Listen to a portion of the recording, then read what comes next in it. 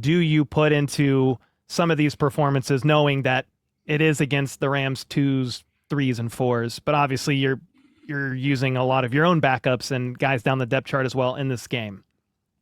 Yeah, I think for fans, it's an excitement because we haven't seen the team in a long time. You have a bunch of new players, either newcomers or rookies. I get the sense that, like, as I've done this longer now, I can see the big picture of, like, this is an entire stretch. Everything is not a massive conclusion today. No one's made a hero. No one's made a failure. But you want to see, like, the progression of, like, Mitch is already disagreeing with me. Chiefs social media land. There's some heroes and there's some villains. Yeah, and I understand that that's the society we live in, and I also want to remind people that, like, it's still quite a bit of ways from week one, from, like, the opening game against the Broncos. But honestly, you just want to see, like, do the traits that the team acquired you for, do they actually show up in some capacity against, again, other NFL players, whether they're rookies or, third string, whatever. It was really fun to see the Rams just, like, not care. Like, care, but, like, we do not care. Like, we didn't fly people that matter. We are not trying to, like, really win this game. I mean, I guess we get close, we should win this game. But, I think they spent much of the day worried about, like, okay, Stetson Bennett, and obviously, how are we going to see what our quarterbacks do? Most notably their first round pick, which I'm still puzzled by that decision. But for the Chiefs, it's like, okay, well, this is a team that's getting younger, so you need to see the young guys out there more than usual. Some played more than I anticipated. Some played less than so. But you just want to see, like, well, here's why they drafted you. Like, okay, like, is Cyrus Allen a good route runner? Is Emmett Johnson going to run hard and break tackles and be effective in the passing game too, like be a traditional dual threat running back? Can Khalil Benson block somebody, right? Depending on all these weeks of the discussion that we've had about him. And even for young players like Jaden Hicks, like, okay, remind everybody that, like, you are a fully fledged NFL player and these are third stringers or second stringers and or rookies. And so there should be a clear distance between you and the competition. Yeah, I would say. Yeah, go ahead. Well, I was going to say, where do you want to go with takeaways, and how do you want to go about that? Because there's a lot, potentially. Yeah, so the takeaways to me, I think, are more favorable on the pro side than, like, negative on the downside. That's just not me, like, being a homer and rose-colored glasses and all that stuff. But I think for the most part, it's harder to luck into, like, good play. It's harder to flash really good things, good vision, good breaking tackles, dominance, certain things like our Mason will talk about. It's harder to flash that kind of stuff and, like, that be lucky that you're just, like, quick and strong and able to, push to the top of the pocket. What he did in the run game, stuff like that. So I would take that more away than, like, some downsides. I mean, I'm sure we're going to talk about Woods and the stat sheet. Driscoll didn't have the best game on the O-line. I would say in a general sense, what you would not want from the downside is the operations. So many penalties, just a choppy game. Obviously, we talked about, it's 2s and 3s and guys who are a little bit lower down the depth chart going out there playing football. But it's all guys who have played plenty of football and they all played in college.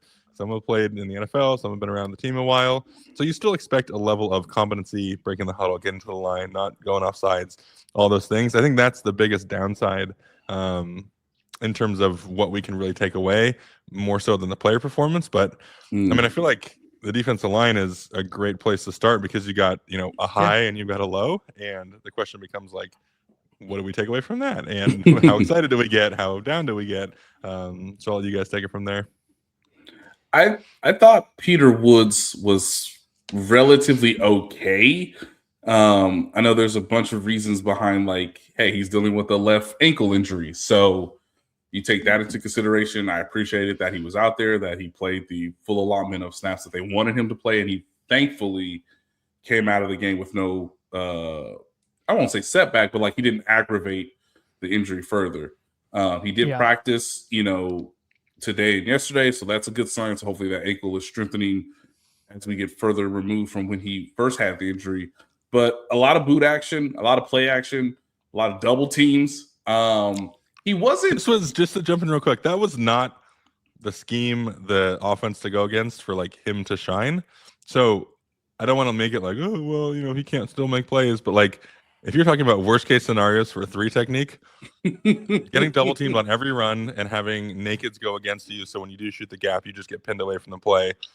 The worst case scenario, and that was what 70% of the snaps, something crazy Just high. about, so yeah, you can continue, but like that's a great point that the scheme doesn't really allow a 3 tech to shine the way we'd want to.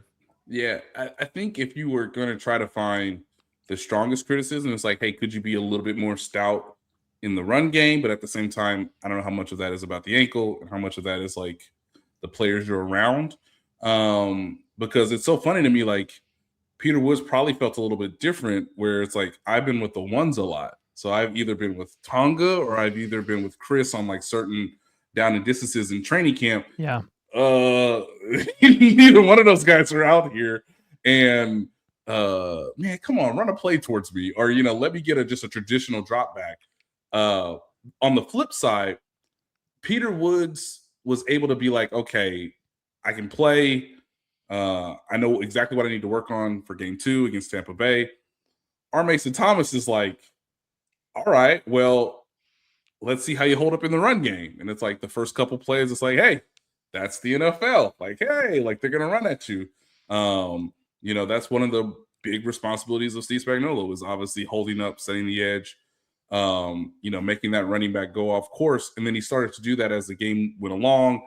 And then you get to third down, which is really going to be his most important down of the season, most likely, based on his role and his skill set. And hey, I know it's not the starters, but to show, as Mitch said earlier, burst, to get fans excited about like, oh, was that a guy running fast in a red jersey? That's cool. Like at the quarterback? At the quarterback. Wow. I don't know what your reaction was, Cole, but it was that was something that like resonated immediately online. It was just like, okay, what they told us about R. Mason Thomas is true. It's just a matter of like how much can he replicate it and obviously get better at it over time. Yeah, I definitely love seeing him flash more than once. It was on both sides too. So I don't know if it was the threes or when it was by that point, but I know the early one was halftime. I mean, he shot out of a cannon. Yes. So that was awesome. That was on quarterback's right side. And then it was on the left side in that goal line play where that was the play Jaden Hicks almost picked that ball off. Mm-hmm. Couldn't step into the throws, kind of an awkward situation. And, and it was a great play too by Hicks, obviously, but that's the type of stuff where we're talking last year with, hey, before the injury even, like George Karlaftis, he's racking up these pressures, but there's not a lot of them that are quick, under 2.5 seconds. Like I know it was backups, but man, to have somebody potentially be able to get there ASAP was definitely a bright spot for me, and I'm excited to see them continue to build upon that. He's also technically a backup. Like he is the second string D-line, so he's going like against like. So True. And if you're theoretically better than that, if you're floating with the ones, if you're 1.5, then we should see flashes and we should see wins and we should see quick pressure.